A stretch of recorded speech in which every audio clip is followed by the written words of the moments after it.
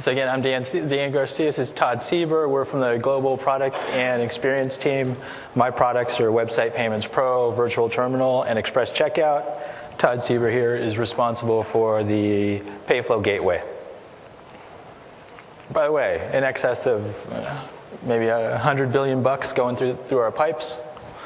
So today what we're going to do, we like doing a little, I don't know how many people have done this before, but we like to go through an anatomy of an online transaction just so you see, and we like to do it with a credit card just so we know everyone knows where we touch the banks and the processing networks.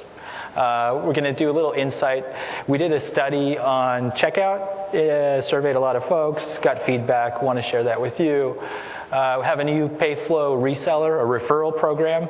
So more ways to get paid. Hopefully this group here, we're stacked with actual developers, because that's who we want, right? We want in this room. We want you guys, the shopping carts, the developers, third-party app developers.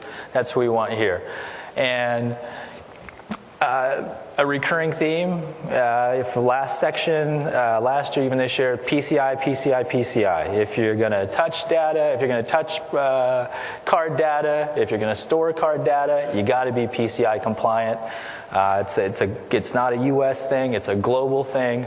And we have tools. We can make PCI compliance, especially when touching direct card. We got PCI compliant solutions for you. So I'm going to jump right into it. So, anatomy of an online payment. It's pretty normal. Cardholder securely sends you their card. This is to the merchant site. So between here, if we talk about PCI, that first step, typically what happens is the merchant site is going to have an SSL certificate. So you know you're good, right? From a PCI at least standpoint, this is where things get tricky.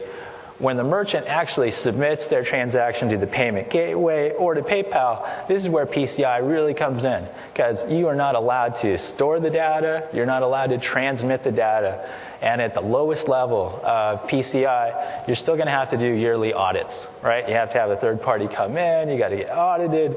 It's a headache, right? And especially for a smaller merchant, one, there's a cost to it, and two, there's overhead and time. Not probably the best way to go. And we'll touch PCI in the slides to follow. So typically from the merchant site, you send your transaction to a gateway. And typically what a gateway is, it's just a secure superhighway that gets you to the processing networks. So in the US, we use big processing networks, sort of that get you to the card issues. So I'm going to go back, because I thought I had a slide. So processing networks would be the First Datas, the Global Pays, the Chase Payment Techs of the world. A little different in Europe, where you typically talk directly to the acquirer. So we'll send your transaction to the processing network, and then the processing network then will route you onto the, we'll say, the card brand networks. All the way back to the cardholder issuer, which is the cardholder, and at the end of the night, typically in a gateway scenario, the processing network with VisaNet and the associations will then send the money back to the acquiring bank for the merchant. Hopefully this is stuff you've all seen before, so not anything new. And I'm totally happy at any point if you have questions, you want to stop, this is your time.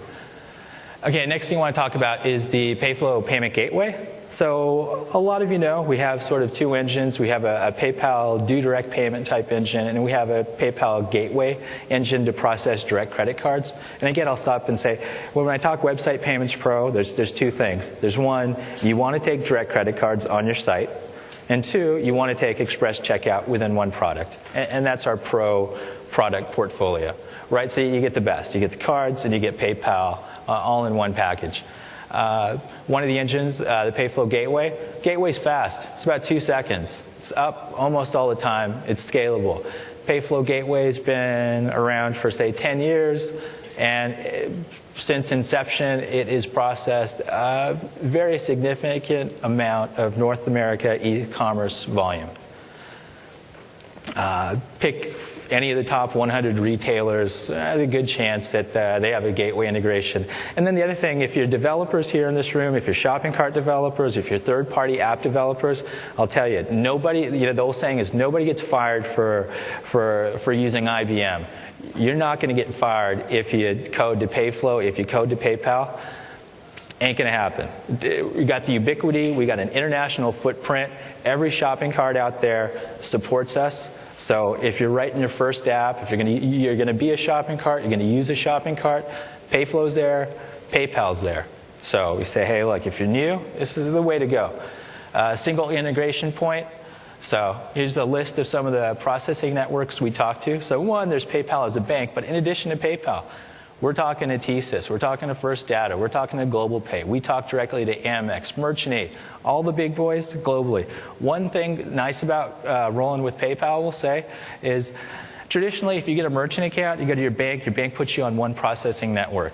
Behind the scenes, when you roll with PayPal, I'm touching all the big financial institutions in the US, I'm touching all the big financial institutions in Europe, I'm hitting them all over the world on your behalf. I route transactions better than anyone else can.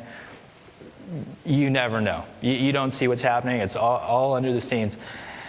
I got the big enough pipes. I got enough leverage with the big boys where my transactions typically get processed first, faster, and with more oversight.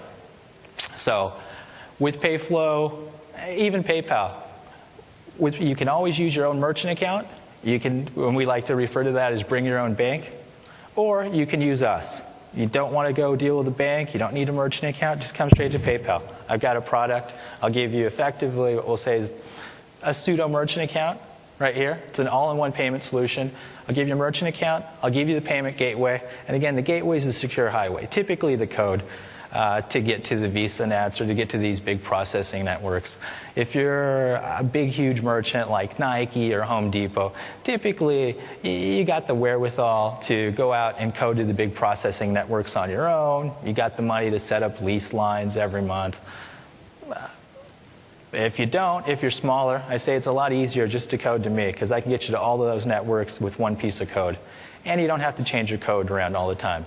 And also and again, whenever we talk about Pro, you always get express checkout, right? So my product's always going to say direct credit cards and express checkout. Next year we're making a big push, and we're featuring Payflow even more with as an integration piece. So what we want to tell you here is integrate Payflow today, take advantage of upcoming customer demand tomorrow. Because from here on out, at least on Pro, we're making Payflow the backbone of going forward. We want that to be the integration that all of you use. It's the integration that's already in all of the shopping carts. It's got the international footprint. You code to it, you're going to be fine. Like I said before, no one gets fired for picking IBM. You're not going to get fired. You're not going to get in trouble if you pick Website Payments Pro. So we did a little survey a while back. We do surveys a lot. So we said, hey, look, I got this Pro product. I'm letting you take PayPal. I'm letting you take direct credit cards. What is it that you need? What am I not doing? What do you guys want? What's the most important for you as merchants, as shopping carts, as for third-party app developers?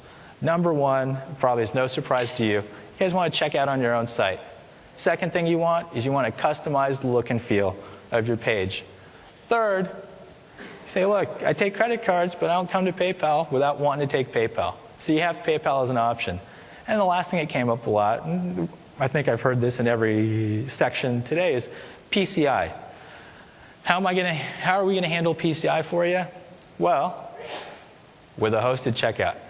At this point, I'm going to hand the mic over to the great Todd Sieber, who was instrumental in the design of the new hosted pages that we are rolling out next year. So, with no further ado, Todd. I would not say I was instrumental in doing this. But anyway, just quickly, as Dan was mentioning, one of the things that we decided starting last year actually, because one of the problems that we have is we have Website Payments Pro, we had Payflow, one API to do Website Payments Pro, one API to do Payflow. And we looked at how we can balance that because we know in PayPal we have a lot of APIs. So we wanted to kind of take the direct credit card piece, which is what we're all about, and say how can we make that integration easy with the longest lifespan to it. And again, we went back to Payflow. As Dan said, it's been out much longer. And it's the only footprint that we have, or integration that we have right now, that a merchant can grow their business. So What we're coming out next year is, again, 2 new products, or not 2 new products per se, but we're renaming our products to PayPal Payments Advanced and PayPal Payments Premier, which technically are Payflow with PayPal as the bank, right? And then you can still have Payflow with a merchant having their own bank. And because we're doing that, the Payflow integration made the sense to be able to say, look, I'm a smaller merchant, I'm going to go to PayPal, I'm going to get a merchant account from PayPal so I can do direct credit cards. And they start off, so in this case they would get PayPal Payments Advanced or PayPal Payments Premier, and off they go. They go through, their business grows, they start doing more volume, more transactions, that kind of stuff. They get to a point where somewhere along the line that, for whatever reasons, and you guys might know this, PayPal as a bank doesn't fit their needs anymore. And it's no different than any other bank out there. Sometimes merchants just outgrow where they're at. At that point, if a merchant or you had integrated to just one API and the merchant's going, look, I need to now go over here, you're starting all over again.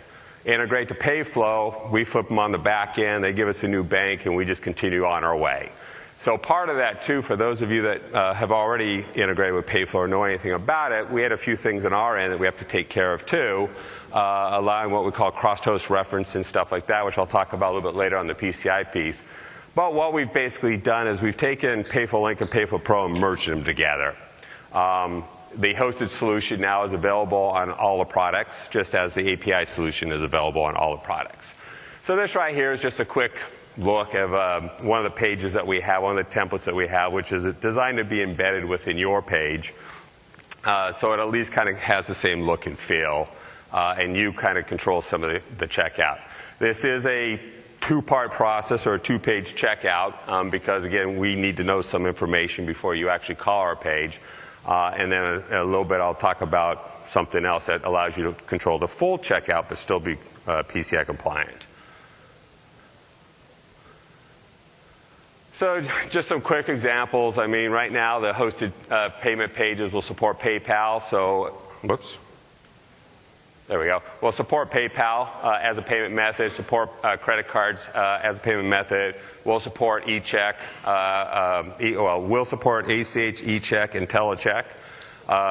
Bill me later pretty soon, and just about any other payment method that's available. I'll just be on one page. You choose which ones you want to use based on what the merchant signed up for, and we handle all that for you. So a couple different ways to check out. So silent transaction, or what I call silent trans, is basically just a way for you to say, look, I want to control my whole checkout, because based on the research that we did, and you guys all know it, the merchant wants to control the checkout. You guys as developers want to control the checkout, right? This browsing going off to somebody else has its problems. So we do have that hosted solution, again, a full-page hosted solution for checkout of credit cards, and we also have the embedded page that you saw earlier, if you so choose to do it that way. But again, it's a 2-part process. You have to get some information, then send it to us before you can display the embedded page. On silent transaction, basically all it is like, look, you're a Payflow Pro merchant, you're already handling all your checkout today. What we're going to allow you to do is basically tell your browser, send us the data instead. So with a little Ajax, a little creative coding on your side, if you think about how PCI works, if the customer is logged into your website and they're on their laptop right here, right in front of them is your checkout page, and I'm typing in my credit card data or whatever it might be, it's a relationship of me and my laptop. The problem goes is when I hit submit, usually that data gets posted back to your server, you grab it, you forward it off to PayPal or to whoever, get it processed and send it back again. It's that piece that you have to be compliant, because even though you're not storing the data, it's still flowing through your network. So if it flows through, you have to be compliant. By using a little trickery on your end, all you have to do now is say, okay, look, I've got all my information here, I hit submit, tell the browser, hey, take this data, put it together in a post, and have it just posted directly to PayPal right from the browser. Bingo, done, you're off the hook. So what we've basically done is just kind of opened up the front end of our hosted solution. you would do a call prior to set up a few things, and then when the browser redirects to us, we just don't display the hosted page anymore. We'll just grab the data you posted to us, process it, and then send it back to you. And at that point, you would grab that data back and then send your customer to whatever next part of your solution or next part of your checkout that you have. So that's coming. It's actually kind of there right now. A few more tweaks we have to do on it. All this stuff will be probably fully ready first quarter of 2012, but you can definitely start playing with it today. And then, of course, we have a full API integration for those of you that are still PCI compatible. So again, to integrate the hosted page, it's really kind of 5 steps. Step 1, I'm actually looking at getting rid of. So maybe by first quarter next year, it won't even be step 1 anymore. Because what we have found out and what a lot of carts and people have asked us is, hey, look, right now I have to tell my customer to go to your website, to log in, to go set up a bunch of values in there. And that works sometimes and sometimes it doesn't work. So all those settings that right now are that need that the merchant or the merchant has to get the developer access to so they can log in and do it, we're going to bring into what we call our secure token. And then that will take care of all of it. So sometime in the very near future, the cart can say, look, this is the way I want the page to look. This is the way I want things to look. And depending on various other things, you can even build all the URL strings and all that and just send it to us behind the scenes, right? So it makes it a lot easier for you. So that takes us on to step 2. So step 2 is what we call a secrete token call. And it's not a token that, a lot of people use tokenization for the credit card piece. What we do now is you basically do an API call behind the scenes and you send us a bunch of data, credentials, the configuration settings I was just talking about, and a few other things. And then we send you back a token, and that's what you would actually use in the browser to redirect to us, or that's what you would use if you're going to do the full page redirect. So all you're really sending to us now is just some token information. And again, it eliminates a lot of problems with account takeovers or massaging data and things like that, because you no longer see that data when you do a view source. That's all kind of hidden behind the scenes now. So you create this token call using our API, you redirect, and then we have a bunch of new ways to return customer back to you. We have what we call return URL, error URL, cancel URL, and silent post URL. And what those are is, if everything is good, give us the return URL. That's where we send your customer back to.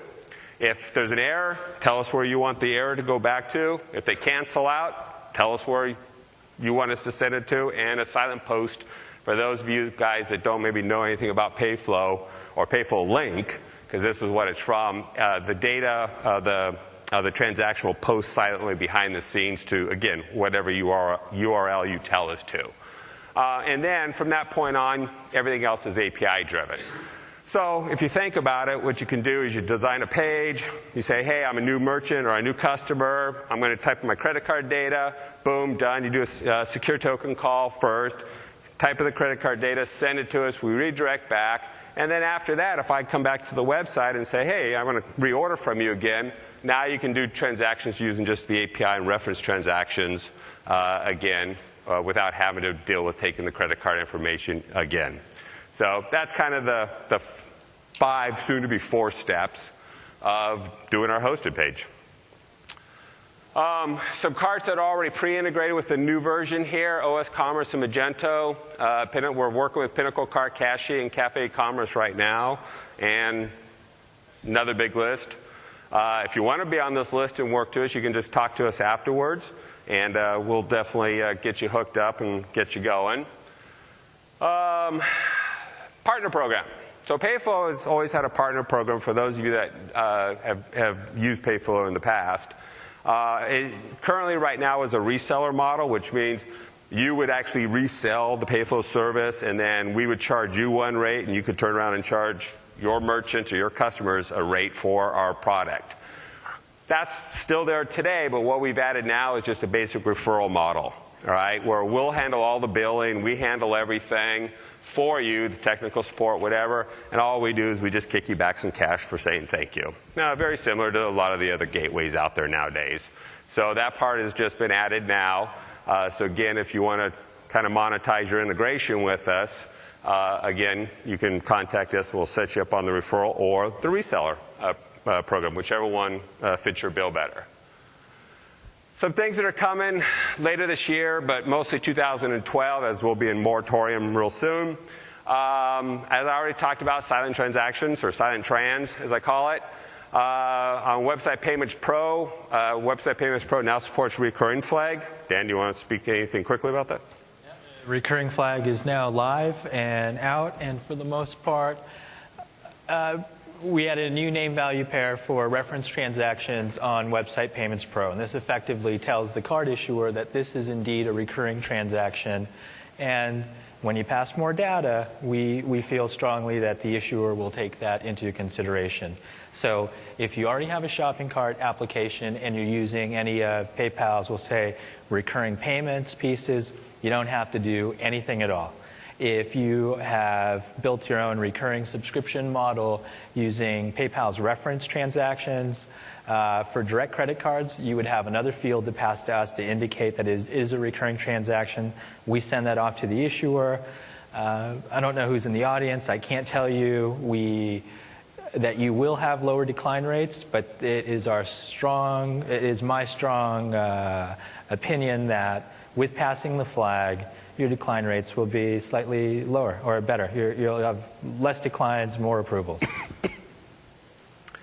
On the gateway side, or what we call the BYOB side of the house, which is where your merchant has their own bank and they choose to continue to want to have their own bank and not use PayPal as their bank, we are adding some additional processors, which again just opens up the availability of getting more merchants at our end.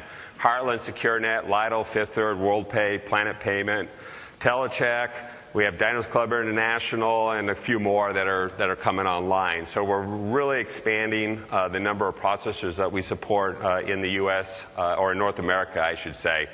I'm most excited about WorldPay and Planet Payment because skipping down the bottom there real quick, global expansion of our gateway. So this has kind of been a dream of mine that I got tired of just being U.S.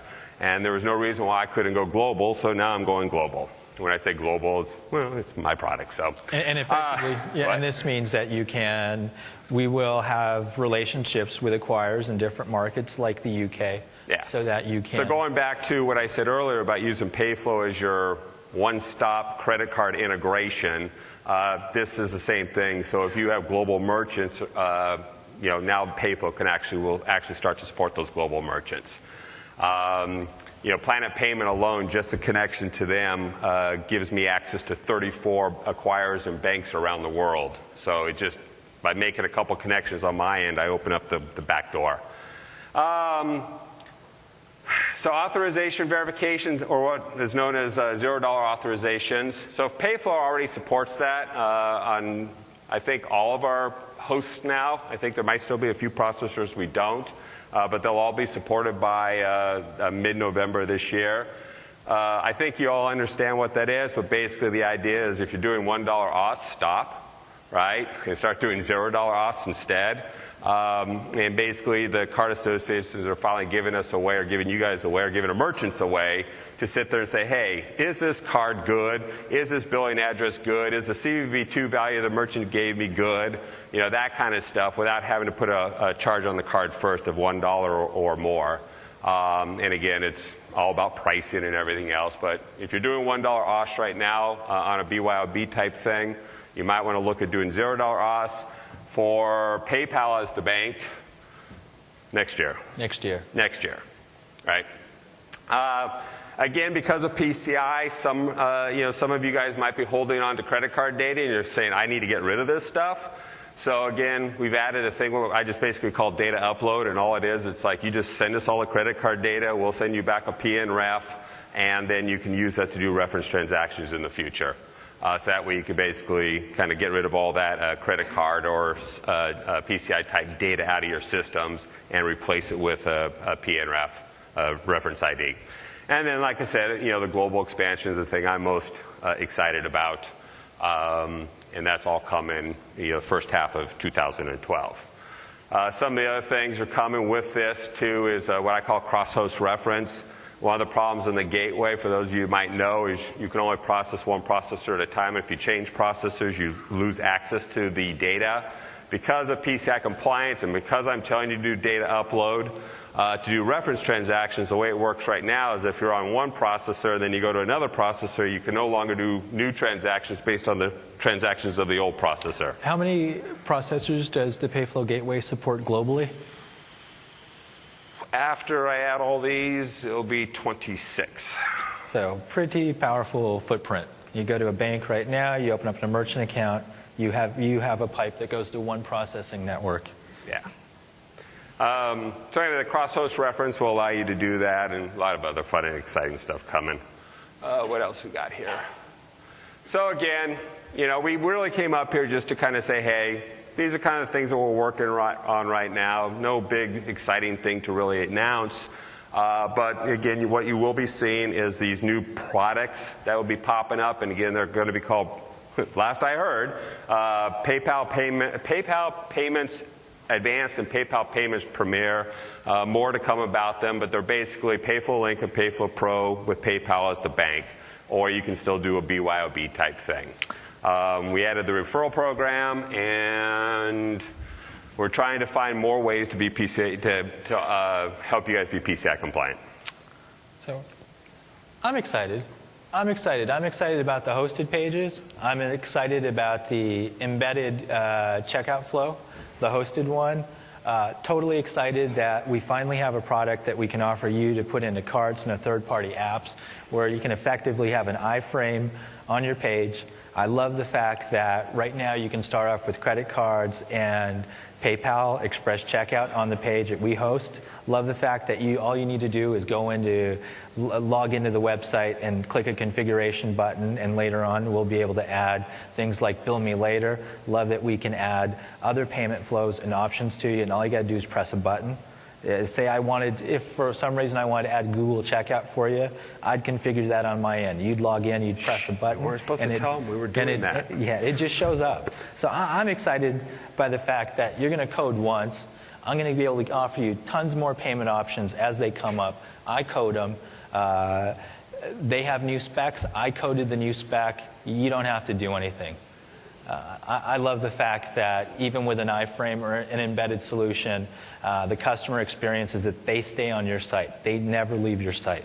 I love the fact that if you get tired of having PayPal process your direct credit card payments. I love the fact that you can go out to any of those other processing networks using the same app and not changing your code. I love that it's just a configuration thing on my end. Call support, we change it, you're pointed to a different bank. You get tired of that other bank, you want to come back, it's just a config change. You don't touch your code.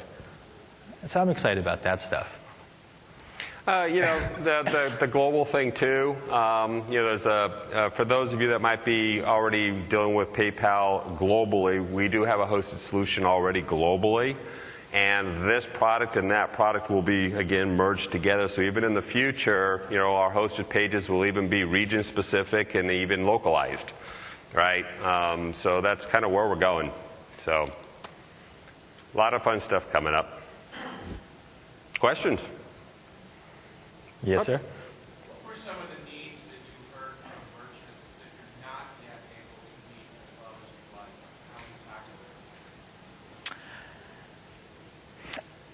So we're trying to tackle them right here where we talk about, hey, if you use this hosted flow and you build on Payflow, life cycle, Payflow supports EC through the same exact integration. And last year, what we've heard a lot is, hey, PayPal, you guys are great. You have all the APIs we need, but you got 100 of them. Which do I use? Just tell me which ones I use.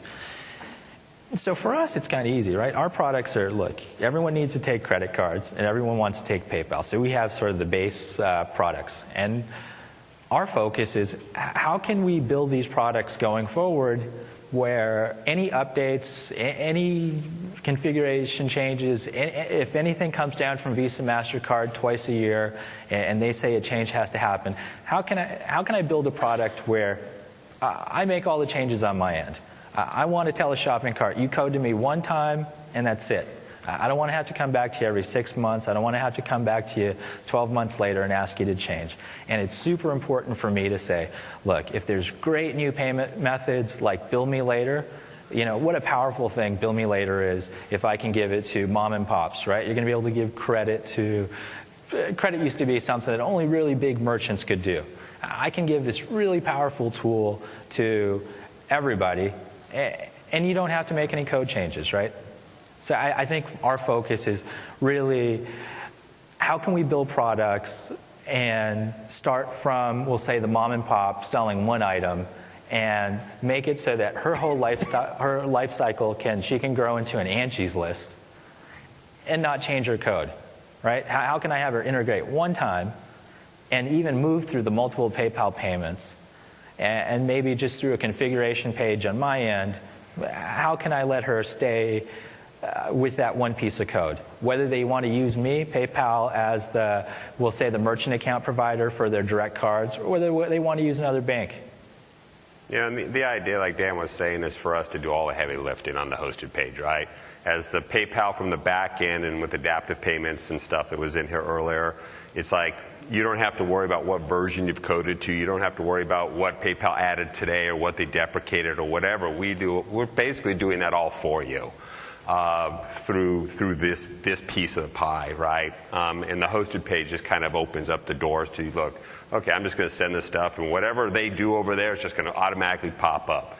EC, for an example, you know, by doing the hosted page here, and if a merchant says, look, yeah, I want to use PayPal as a payment type, the customer doesn't even have to have a EC, or a customer doesn't have to have a PayPal account, right? And the merchant doesn't have to worry about that, right? Because if the customer says, oh yeah, I'll pay with PayPal, I've heard of PayPal, well, right there, they can either create their account or they'll just go through without even having a PayPal account, and then the merchant can go pick up the funding later. So just makes it easy. Yeah, so things like Red Laser, integrate with Milo, I want to be able to do that on my config page. Say, you want to do this? You can just click the button on config. Maybe you can upload some images for your stuff, and I'll put that the actual image on a receipt that gets sent out. I want to be able to do that. I want all the heavy lifting to happen on my end. I really want everything going forward to be a simple configuration for you. That's it. I don't want you to change your code. I hate the fact that we got too many APIs and we ask you to change code too much. Just don't tell the other groups that you said that. Any other questions? Yeah. For those that are on Magento, if they use the hosted version, do they no longer need to use payment version to be PCI compliant? Correct. That's the idea.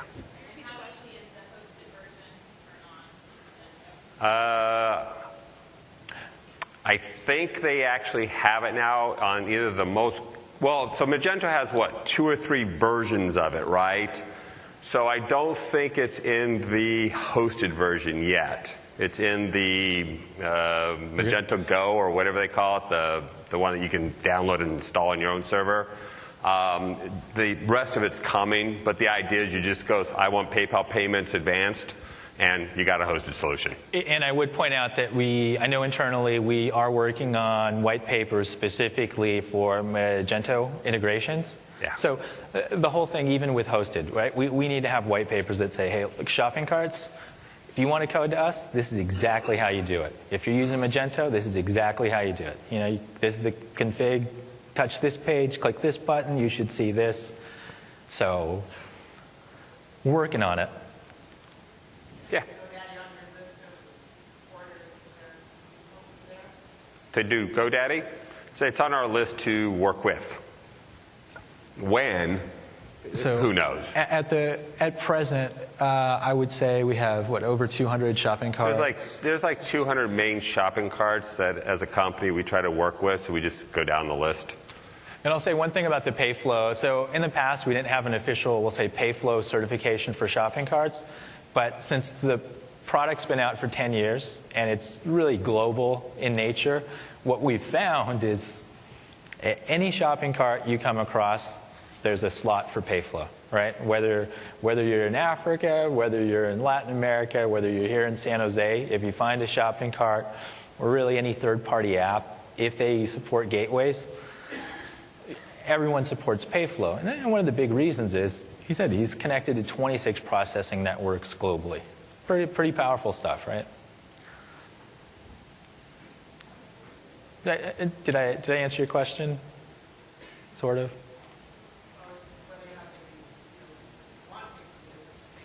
It's want to, right? Absolutely yeah, want it's to. want to. I mean, it's all want to. I mean, you know, be honest, you know, some say no. You know, because of development cycles or whatever, but that doesn't mean they won't pick it back up 6 months from now, right? So. But we would like GoDaddy. I have a GoDaddy account. I have two questions.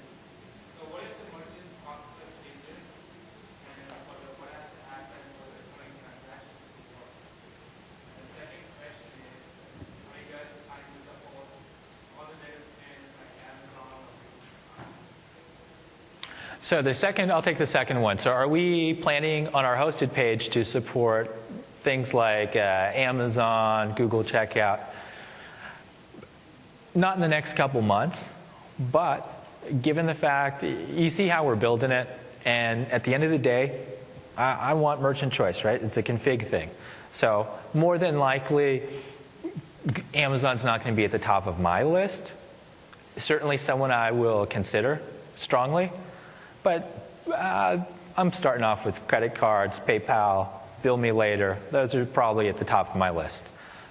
With respect to your questions on changing processors with recurring. So just continue on what he was saying. So on the bank or the gateway side, or the BYOB side, you know, part of other things that will be added here would be what the banks themselves support. You know, gift cards, private label cards. I mean, you know, level 2, level 3. The list goes on and on and on, right? And so you'll see all that stuff start to show up as, again, options on the hosted page. Hey, this merchant supports gift cards. You know, so a lot of stuff like that will be happening. As far as the reference transactions, that's kind of what I was talking about earlier. So right now, for merchants with processor A and then they go to processor B, they can no longer use the transactions from processor A to do new transactions for processor B. That part I'm fixing. So that was a large undertaking to fix the basic functionality of how the gateway works, because it's what we call, it's all based on the hosts, which are the processors. So we are fixing that, and we're actually working on that right now, and that will be out early 2012.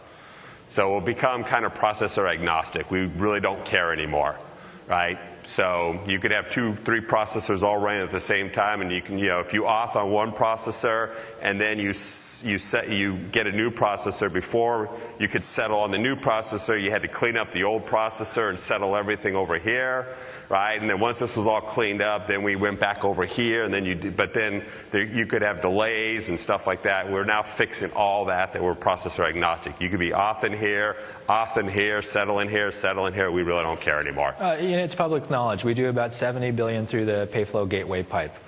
Every day, folks in operations help people change processors. It's a lot. 70 billion is a lot of money going through a pipe. Somebody's changing a bank every day. If you guys are direct merchants, you know the bank sales guys are everywhere. You're being pitched all the time. So we're making it easier from a merchant standpoint to allow them to change the banks as often as they want, and we really won't care anymore. And it should be as seamless as possible. Yep. Again, you shouldn't have to make any changes. I'm smart enough. I got the dev resources on my side to be able to make it easy for you. So. Yeah, because, you know, we do like the guys that have their own bank just as much as the guys that have PayPal as their bank, right? We like them all. So, any other questions? Yeah. Is any of this stuff available in the Sandbox? So, I don't like to use the word sandbox for me or for the gateway, because the gateway is not a sandbox per se. If it's available in production, it's available in Sandbox, because on the gateway side of the house, it's the same environment. Right? Where on the PayPal side of the house, you have production and Sandbox, and these two don't always sync and do this exact same thing. On the gateway side of the house, the advantage there for you guys too, from a development standpoint, is it's the same environment. So if we roll code, it's there. It's the same code. There is no difference. We're not testing things here. If Pilot goes down, Payflow goes down. So for folks that don't know, within Payflow, there's a toggle that says live or test. So you can always toggle between live mode and test mode. The only difference between a sandbox or development or pilot environment and a production environment on the gateway is how it goes out the back end. So if you're setting it to our live servers, then it will actually go out to the banks. If you set it to our test servers or our pilot environment, it actually goes out to simulators that simulate what the banks would be doing. But the 2 steps prior to that is the same. So to answer your question, yes. And we have distinct URLs for live and test. So and this even goes for no now, to be honest, because PayPal, when I say PayPal, the environment, because it has a sandbox, because it has that, we have that same problem. So even if you use a gateway integration and you're still testing a EC type transaction or a PayPal acquiring or banking type transaction, guess where we're sending it to on the back end? Sandbox. So you have the same problem that you have, but on the bring your own bank scenario, it's really the same environment.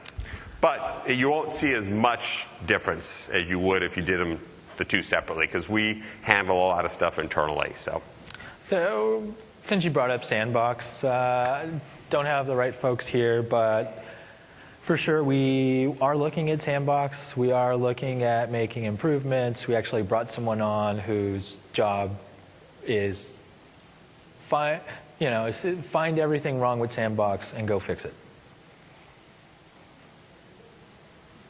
You do realize your email address is up there now, right? My email address is up there. Feel free to send me an email.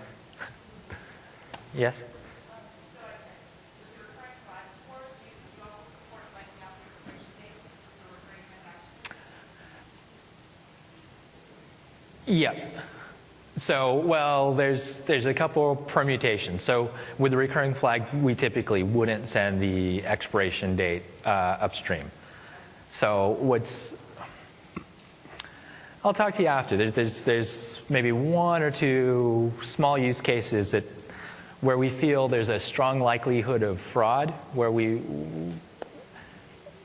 might say, maybe not this time. Maybe we don't feel comfortable with using the product this way. And the other thing, too, with the recurring flags, and I feel bad, the documentation's actually in production right now, but we've had a lot of, we'll say, the big boys chime in on efficacy.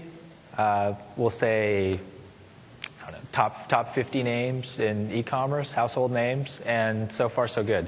So really happy. So if you know what the recurring flag does, for folks that don't, on an e-commerce transaction, banks look at certain criteria, sets of data. So one thing that's good at predicting fraud is the CVV value, right?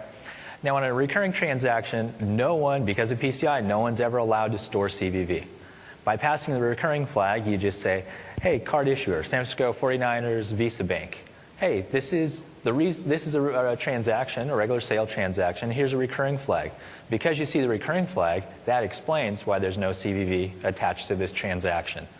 So it doesn't mean everything's going to get approved now, but a slight degree of more approvals will happen because the issuer will say, oh, I see there's no CVV, and Dan always sends me CVV. Oh, I see the recurring flag, that explains it. Yes? You spoke about building a continuum of products that is growing needs. But today, it seems like products, and myself, I'm slightly confused that products like gateway solutions that can help meet certain kind of needs, then merchant exchanges use the express checkout, and then you use adaptive API in certain cases. It has to facilitate certain kind of payment options. Each of them has a very different integration, very different customer experience. So how do you think about building a product that kind of supports a merchant as it grows? So that's our goal. But it's a long goal. I mean, this is like kind of step 1 of many steps. I mean, we understand the problems, and part of what we have is what we call unified merchant platform. That's a thing that we're doing in the back end where we're taking all the stuff that we're doing and we're trying to fold it all under one umbrella. So, kind of like in the keynote today, they're talking about putting all the properties under one umbrella. We're trying to take all these integrations and put them under one umbrella. Our long-term goal would be one API for everything. So right? I'll give you an example on the hosted page. Right? If we go back to the hosted page example, it's easy conceptually to say, oh, add another payment type, go to config, press the button, it shows up. Say I want to build a recurring or subscription model, right? I'll give you a configuration thing. It says, I want to be a recurring or subscription thing. Then on the hosted page, I'm going to pop up a little box that says, check here if you allow me to bill you on the 30th, this and that. I'll give you a little config box that says, hey, you have a legal requirement to disclose your billing agreement. I'll pop that up on that page for you. So now, if you want to do recurring or subscriptions, you really did just click a button and you added a little bit. Totally understand there's a whole lot of products, a whole lot of features. It's on us to figure out a way to wrap them into your initial integration and make sure we support them from there on out. Even though I'm offering you a config page, or that's my goal, is give you a config page and make it easy, I'm always going to give you all the back-end API operations if you want to skin it yourself, so to speak. Right? So anything I can do, I never want to build anything proprietary. I never want to build anything where a transaction that goes through something I built gets preferential treatment to something you do. As a developer, as a shopping cart, you have 100% rights to all the power and all the muscle PayPal has, same as us. But it's a lofty goal, right? It's what they call them, BHAGs.